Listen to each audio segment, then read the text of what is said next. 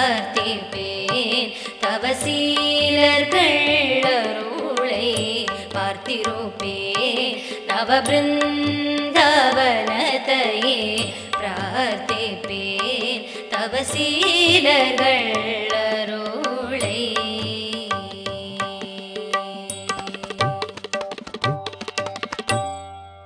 பார்த்திருப்பேன் நவபிருந்தாவனத்தை பிரார்த்திப்பேன் தவசீலர்கள் அருளை. பார்த்திடுங்கள், மீண்டும் மீண்டும் பார்த்திடுங்கள், ஆவலாக பார்த்திடுங்கள், பக்தி பரவசத்துடன் பார்த்திடுங்கள். பார்க்க பார்க்க நமது பாவமெல்லாம் புசிங்கிடும் அற்புதத்தை பார்த்திடுங்கள். பார்க்கும் போதே நம் அடிவயிற்றில் எழும் இனம் புரியாத ஒரு அனுபவத்தை உணர்ந்திடுங்கள். அடிமனத்தில் எழும் ஒரு ஆத்மானுபவத்தை உணர்ந்திடுங்கள். நவபிருந்தாவன வளாகத்திற்குள் நுழைந்த உடனேயே தாயை கண்ட கன்றுக்குட்டியைப் போல் அருகில் ஓடிச் சென்று ஒவ்வொரு மகானிடமும் நம் மனக்குமுறலை கொட்டமாட்டோமா என்று தோன்றும். நேரில் தரிசிக்கும் முன்னமே எனது பிரார்த்தனையை செவிமடித்து நிறைவேற்றி வைத்தீர்களே என்ற ஆனந்தத்தில் அருகில் ஓடோடிட மனம் தவியாய் தவிக்கும் தான். ஆனால் அப்படி செய்வது சரியல்ல, உச்சிதமல்ல. எக்காரணம் கொண்டும் யாரும் தான் நம்மை காணவில்லையே என்று நவபிருந்தாவனங்களை தொட்டு வணங்கி விடாதீர்கள். நவபிருந்தாவனங்கள் உயிருள்ளவை, ஜீவ பிருந்தாவனங்கள், யாரும் தொடக்கூடாது என்று ஆங்காங்கே நன்கு புலப்படும்படி தமிழிலும் ஆங்கிலத்திலும் எழுதி வைத்திருப்பதை மனத்தில் வைத்திடுங்கள். பிரச்சனைகள் தீர வேண்டும் என்றுதான் நவபிருந்தாவனம் செல்கிறோமே தவிர வரவேண்டும் என்று நாமே நடந்து கொள்ளலாமோ?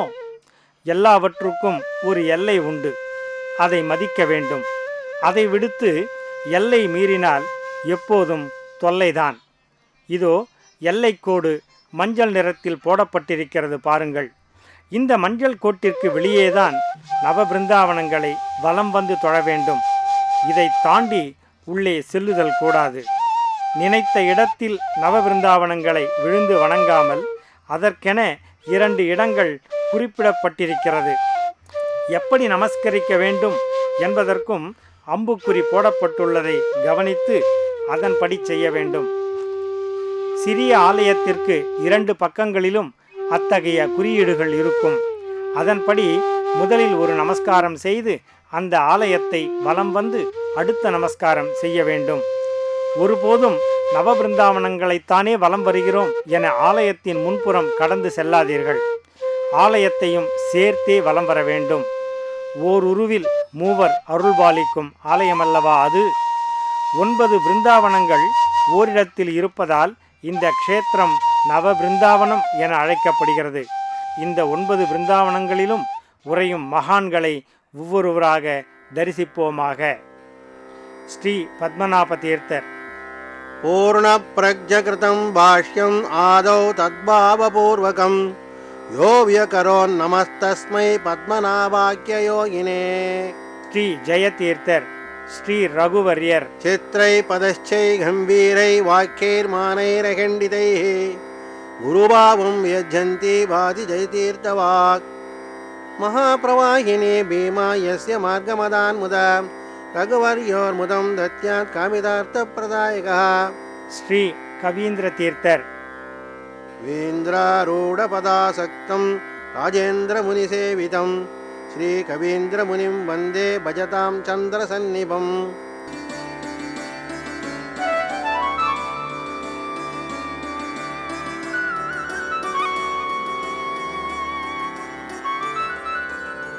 ஸ்ரீ வாகீச தீர்த்தர். வாசுதேவ பதத்வந்த வாரிஜாசக்த மானசம் பதவியாக்கியான குச்சலம் வாகீச யதிம் ஆத்ரயே.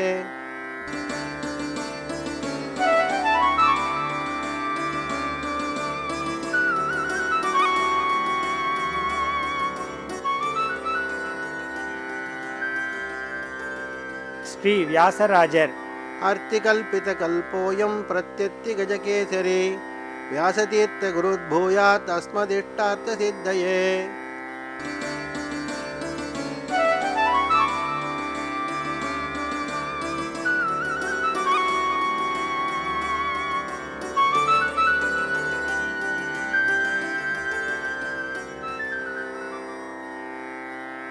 ஸ்ரீ ஸ்ரீனிவாச தீர்த்தர். यदुनाथ पदम्बोज संसक्तो हंसरान्मुते श्रीनिवास गुरुर्भूयात् असवी सूनु पूजकः.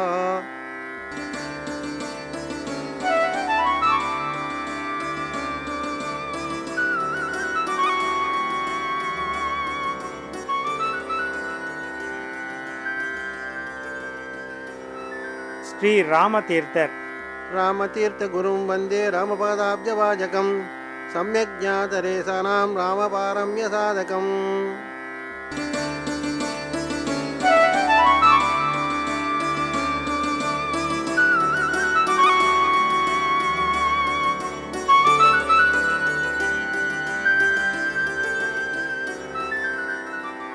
ஸ்ரீ சுதீந்திர தீர்த்தர். उषाग्रमतये भानोद्युतये वादिभीतये आराधित श्रीपतये श्री सुधीन्द्रयतये नमः.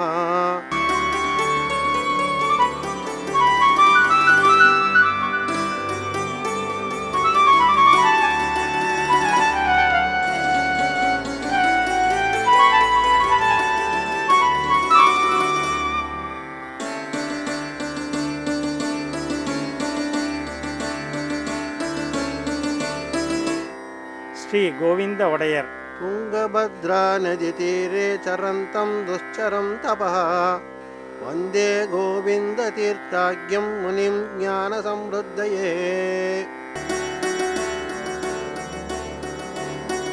துங்கபத்ராவில் குளித்து ஈர உடைகளை உலர்த்தி கொண்டோ அல்லது மாற்று உடையை அணிந்து கொண்டோ நவ பிருந்தாவன வளாகத்திற்குள் பிரவேசித்ததும் நேரே நவ பிருந்தாவனங்களை வலம் வர ஆரம்பித்தல் கூடாது. ஆனைகுந்தியிலிருந்து வந்தால் இந்த படி வழியேயும், ஹம்பி வெங்கடாபுரத்திலிருந்து வந்தால் இதோ இந்த படி வழியேயும் மேடையில் ஏறி நவபிருந்தாவன மகான்களுக்கு அருளும் ஸ்ரீ அரங்கனின் அருளை முதலில் இறைஞ்சுவோம்.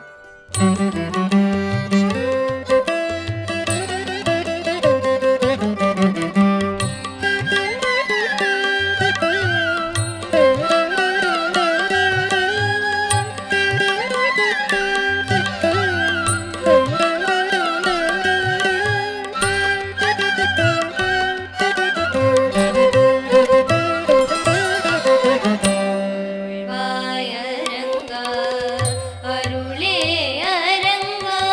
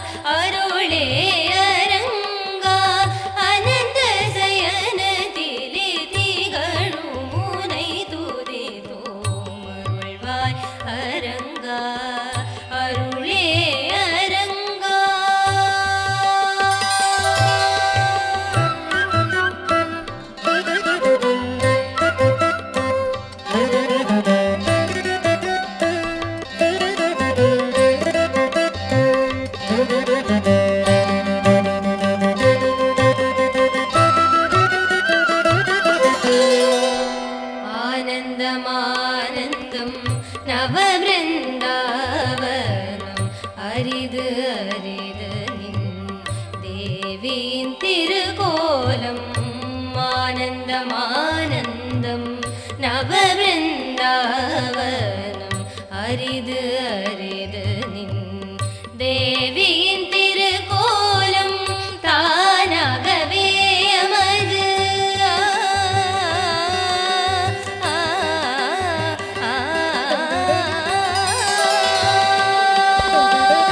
தானாகவே அமது மன இருள் நீங்கிட தானாகவே அமது மன இருள் நீங்கிட தூய ஒன்பது நெய் தீபத்தை ஏற்றும் தானாகவே அமது மன இருள் நீங்கிட தூய ஒன்பது நெய் தீபத்தை ஏற்றும் அருள்வாய் அரங்கா அருளே அரங்கா அனந்த சயனத்திலே திகழும் முனை துதிப்போம் அருள்வாய் அரங்கா அருளே அரங்கா அனந்த சயனத்திலே திகழும் முனை துதிப்போம் அருள்வாய் அரங்கா அருளே அரங்கா.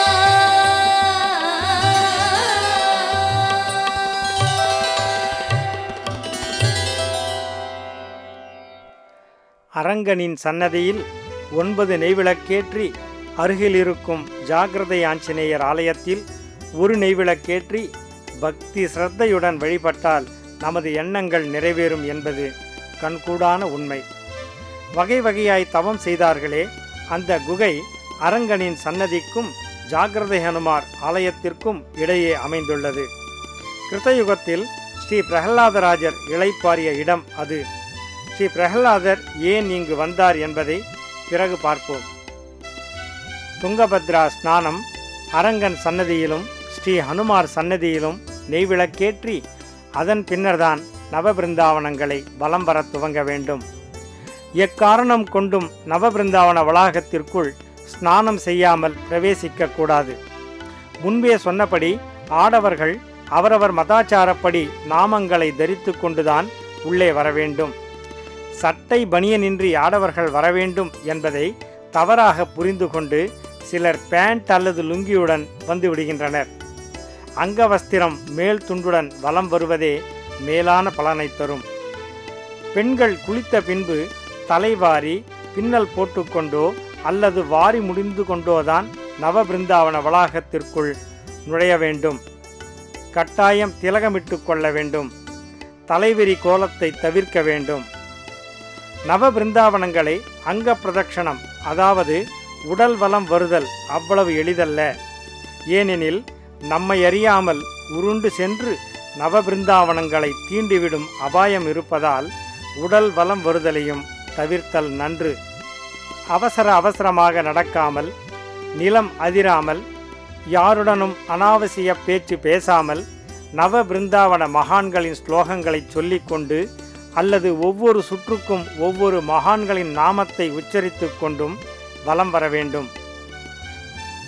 ஆடவர்கள் ஓம் ஸ்ரீ பத்மநாபாய நமக என்றும், பெண்டிர் ஓம் என்பதற்கு பதிலாக ஸ்ரீம் எனவும் ஜபித்து கொண்டே வலம் வரலாம்.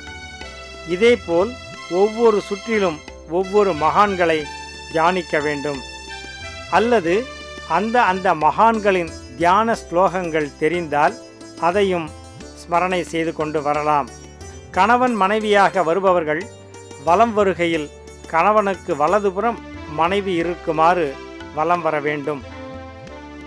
நவபிருந்தாவனத்திற்குள் வரும்போதே முன்னேற்பாடாக அகல், நெய், திரி, வத்திப்பெட்டி போன்றவற்றை எடுத்து வருதல் வேண்டும். நவபிருந்தாவன வளாகம் பரம பவித்திரமான இடம். யாரும் எந்தவிதமான தின்பண்டங்களையோ உணவுப் பொருள்களையோ உள்ளே கொண்டு வருதல் கூடாது. நவபிருந்தாவன தரிசனத்திற்கு வருபவர்கள் கூடுமான வரை காலை வேளையில் வருதல் நல்லது.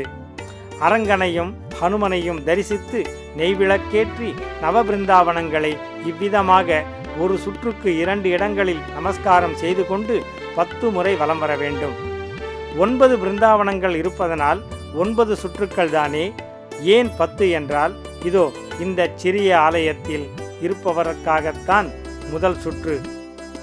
2 முதல் 10 வரை உள்ள அடுத்த 9 சுற்றுக்கள் தான் நவபிருந்தாவன மகான்களுக்கு.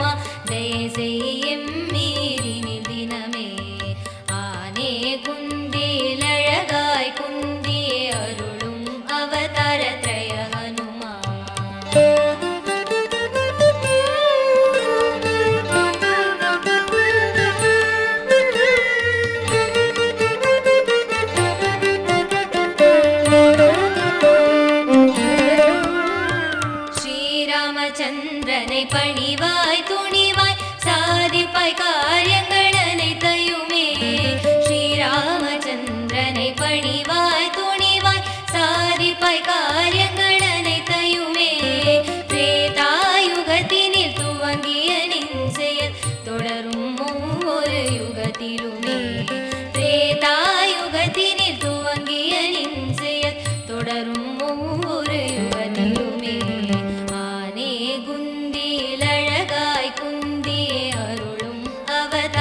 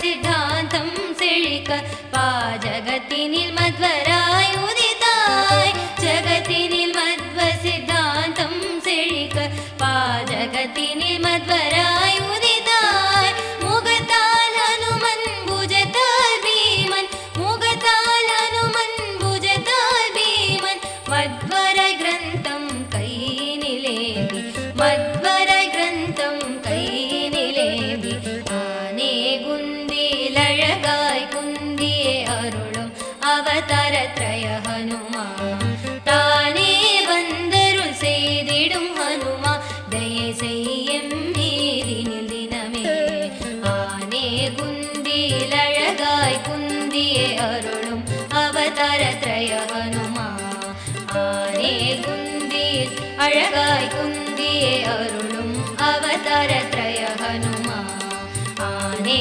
குந்தில் அழகாய் குந்தியே அருளும் அவதாரத்ரய ஹனுமா ஆனே குந்தியில் அழகாய் குந்தியுள்ள இதை போன்ற அவதாரத்திரைய ஹனுமனை காண்பது வெகு அரிது. இந்த கோலத்திற்கு பின்னே ஸ்ரீ லக்ஷ்மி நரசிம்மர் இருப்பதிலும் ஒரு தாத்பரியம் அடங்கியிருக்கிறது. ஸ்ரீ வாயு பகவான் ஸ்ரீ ராம சேவை செய்வதற்காக திரேதா யுகத்தில் ஸ்ரீ ஹனுமனாகவும் ஸ்ரீ கிருஷ்ண சேவை செய்வதற்காக துவாபர யுகத்தில் ஸ்ரீ பீமனாகவும் ஸ்ரீ வேதவியாச சேவை செய்வதற்காக இக்கலியுகத்தில் ஸ்ரீ மத்வராகவும் அவதரிக்கிறார். ஸ்ரீ வாயு பகவானின் 3 அவதாரங்களும் ஓர் உருவில் இருப்பதனால்தான் இவருக்கு அவதாரத்ரய ஹனுமான் என்று பெயர். ஹனுமனாக முகம், பீமனை உணர்த்தும் வகையில் பருத்த புஜங்களும் கதையும் உள்ளன. ஸ்ரீ மத்வரை குறிக்கும் வகையில் கைகளிலே சுவடி ஏந்திய கோலம். நவபிருந்தாவன நாயகர்கள் ஒவ்வொருவரை பற்றியும் இனி விளக்கமாக காண்போம். ஸ்ரீமன் மத்வாச்சாரியருக்கு 4 பிரதான சிஷ்யர்கள். ஸ்ரீ பத்மநாப தீர்த்தர், ஸ்ரீ நரஹரி தீர்த்தர், ஸ்ரீ மாதவ தீர்த்தர், ஸ்ரீ அக்ஷோபிய தீர்த்தர் என 4வரில் ஸ்ரீ பத்மநாப தீர்த்தர் முதலாம் அவர். மத்வ மத மகான்களில் முதல் பிருந்தாவனம் ஸ்ரீ பத்மநாபருடையதுதான். அந்த முதல் பிருந்தாவனமே நவபிருந்தாவனம் எழ காரணமாக அமைந்த முதல் பிருந்தாவனமாகவும் அமைந்தது எத்துணை சிறப்புடையது. ஸ்ரீ மத்வர் இன்றும் மேல்பதிரியில் ஸ்ரீ வேதவியாசருடன் வாசம் செய்து வருகிறார். அதனால் அவருக்கு பிருந்தாவனம் இல்லை. கோதாவரி நதி தீரத்தில் காகதீய ராஜனின் ராஜமகேந்திரத்தில் மந்திரியாகவும் வியாக்கரணம் தர்க்க சாஸ்திரங்களில் சிறந்தும் விளங்கிய சோபனபட்டர் தமது ராஜ்யத்திற்கு வரும் பிற பண்டிதர்களை வென்று குவித்த நிலையில் ஸ்ரீ மத்வருடன் வாதிட்டு தோற்று ஸ்ரீ மத்வரின் சீடரானார். சோபனபட்டரின் வேண்டுகோளின்படி ஸ்ரீ பத்மநாப தீர்த்தர் என சந்நியாச நாமமளித்து அவரை முதல் சீடராக்கி கொண்டார் ஸ்ரீ மத்வர். ஸ்ரீ பத்மநாப தீர்த்தர் பீடத்தில் இருந்த காலம் கிபி 1317 முதல் 1324 வரை. ஸ்ரீ மத்வரின் பிரதான 4வது சிஷ்யர் ஸ்ரீ அக்ஷோபிய தீர்த்தர். அவரது சிஷ்யர் ஸ்ரீ ஜெயதீர்த்தர். அவரது சிஷ்யர் ஸ்ரீ வித்யாதிராஜர். அவரது சிஷ்யர் ஸ்ரீ கவீந்திர தீர்த்தர். வாசுதேவ சாஸ்திரியாக இருந்தவர் ஸ்ரீ வித்யாதிராஜரிடம் சந்நியாசம் பெற்று கவீந்திர தீர்த்தரானார். இவர் பீடத்தில் இருந்த வருடங்கள் 6, அதாவது கிபி 1392 முதல் 1398 வரை. குரு கவீந்திர தீர்த்தரின் பக்கத்திலேயே சிஷ்யர் வாகீச தீர்த்தரின் பிருந்தாவனம் அமைந்துள்ளது. ஸ்ரீ ரகுநாதாச்சார் எனும் தமது சிஷ்யருக்கு ஸ்ரீ வாகீச தீர்த்தர் என சந்நியாச நாமமளித்து தனக்கு பின் பீடத்தில் அமரச் செய்தார் ஸ்ரீ கவீந்திரர். ஸ்ரீ வாகீச தீர்த்தர் பீடத்தில் இருந்த காலம் கிபி 1398 முதல் 8 ஆண்டுகள். அடுத்து நாம் காணப்போவது ஸ்ரீ வியாசராஜ தீர்த்தர்.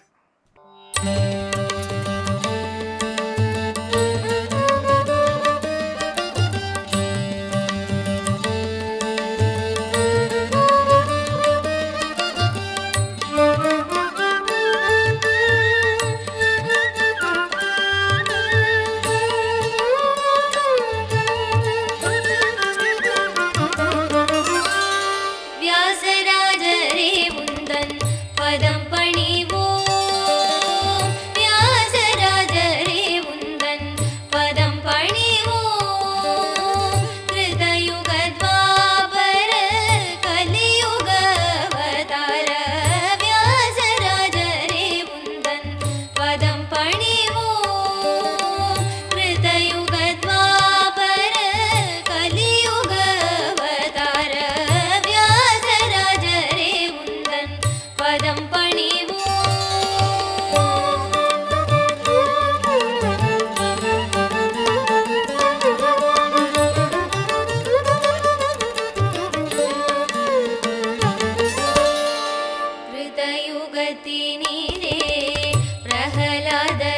பிரகலாதராஜராய் உடலில் நரஹரியினை துதித்தாய் கிருதயுகத்தினிலே பிரகலாதராஜராய் உடலில் நரஹரியினை துதித்தாய் பாரினை ஆண்டிட பாகிகராஜராய் பாரினை ஆண்டிட பாகிகராஜராய் துவாபர யுகத்தினில் வடிவெடுத்த எங்கள் வியாசராஜரே உந்தன் பதம் பணிவோம் பாரினை ஆண்டிட பாகிகராஜராய் துவாபர யுகத்தினில் வடிவெடுத்த எங்கள் வியாசராஜரே உந்தன் பதம் பணிவோம்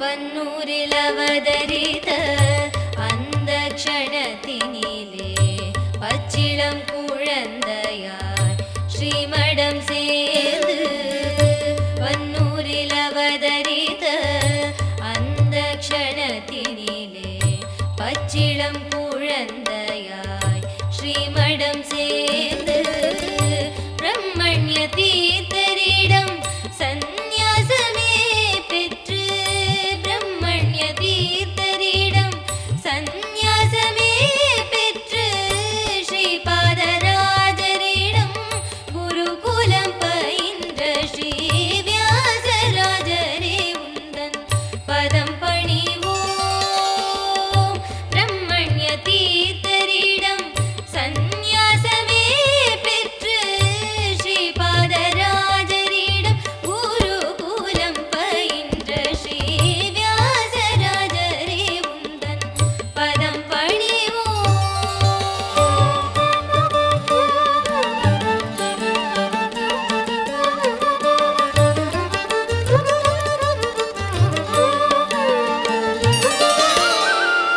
கிஷ்கிந்தையில் ஹம்பி க்ஷேத்திரம் தன்னிலே யந்த்ரோதாரக ஹனுமனை நிறுவே கிஷ்கிந்தையில் ஹம்பி க்ஷேத்திரம் தன்னிலே யந்த்ரோதாரக ஹனுமனை நிறுவே கோபால கிருஷ்ணரை அனுதினம் பூஜித்து மூல கோபால கிருஷ்ணரை அனுதினம் பூஜித்து கேட்டவரங்களே சடுதியில் தந்திடும் வியாசராஜரே உந்தன் பதம் பணிவோம்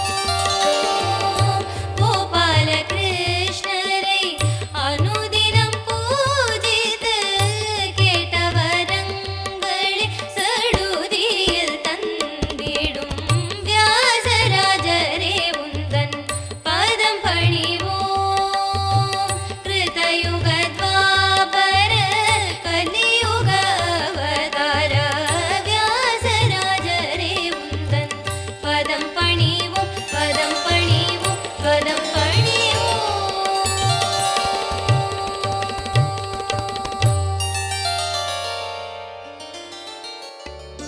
ஸ்ரீ வியாசராஜர் புரிந்த விந்தைகள் அநேகம் அநேகம். அவற்றில் ஒன்றை இப்போது நாம் காண இருக்கிறோம். விஜயநகர சாம்ராஜ்யத்தின் ராஜகுருவாக விளங்கி அந்த விஜயநகர சாம்ராஜ்ய கிஷ்கிந்தையில் ஹம்பி க்ஷேத்திரத்தில் ஸ்ரீ வியாசராஜர் யந்த்ரோத்தாரக ஹனுமனை நிறுவியதாக பாடலில் கண்டோமல்லவா? அந்த சக்தி வாய்ந்த யந்த்ரோத்தாரக ஹனுமனை தரிசிக்க ஹம்பிக்கு சென்று மீண்டும் நவபிருந்தாவனத்திற்கு வருவோம் வாருங்கள்.